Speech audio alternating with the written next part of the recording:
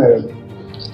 આ એક digital arrest ના કામનો આરોપી છે. આ કામના જે ફરિયાદી બેન છે એ વેબ ડિઝાઇનર તરીકે કામ કરે છે અને 2024ના વર્ષમાં એક દિવસે એમને કોલ આવ્યું અને સામેવાળાએ ફેડેક્સના કર્મચારી હોવાની ઓળખ આપી અને એ ફેડેક્સવાળા કર્મચારી એમને એમ કીધું બેનને કે તમારા નામથી એક પાર્સલ મુંબઈથી ઈરાન જવા માટે મુંબઈ એરપોર્ટ પર પકડાઈ ગયેલ છે અને એમાં 300 ગ્રામનું MD છે અને આ પાર્સલ માટે તમારો આધાર કાર્ડ નંબર અને તમારો ફોન નંબર યુઝ કરવામાં આવ્યું છે.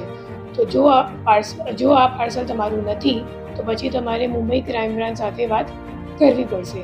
આ કહીને પછી એ માણસે એમનું કોલ ફોરવર્ડ કરી દીધું અને મુંબઈ ક્રાઇમ બ્રાન્ચના ઓફિસર તરીકે વાત કરવાવાળો બીજા એક આરોપીએ એ બેનને કીધું કે તમારા ઘણા બધા બીજા ડોક્યુમેન્ટ્સ પણ છે જે RBI અને ED વાળા છે, તો અમે લોકોએ તમને સ્કાઇપ કોલ પર વિડીયો કોલ કરીશ.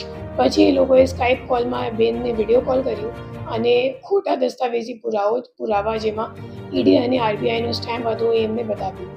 પછી એ ફરિયાદી બેન ડરી ગઈ અને એમને કેમ કીધું કે જો તમારે આ કેસથી નીકળવાનું હોય તો તમારે અમે લોકોને પૈસા આપવી પડશે. જ્યારે આ ફરિયાદીએ એમ જણાવ્યું કે મારી પાસે અત્યારે ખાતામાં પૈસા નથી, તો આ આરોપીઓ બેનને એમ કીધું કે તમે મોબાઈલથી ICICI બેંકમાંથી ઇન્સ્ટા લોન લઈ લો અને પછી અમે લોકોને પૈસા ટ્રાન્સફર કરો. અને આ ફરિયાદી બેન એમના વાતોમાં આવી ગઈ અને પછી 19,91,000 રૂપિયા આ બેને ટ્રાન્સફર કરી દીધી. જ્યારે આ કોલ ચાલુમાં હતી ત્યારે સાંજે 7 વાગે એમના પતિ જ્યારે ઘર આવ્યા તો એ સામેવાળાએ ડરી ગયા અને એ લોકોએ કોલ મૂકી દીધું અને ત્યારે પતિને ખબર પડી ગઈ કે આ બેન સાથે ફ્રોડ થઈ ગયું છે. પછી એ લોકોએ સાયબર ક્રાઇમ પોલીસ સ્ટેશનમાં ફરિયાદ નોંધાવી. અત્યારે અમે લોકોએ જે આરોપીને લઈને આવેલા છે ઓલરેડી એમની પાસેથી રિકવરીની પ્રક્રિયા પણ ચાલુ છે અને એમનું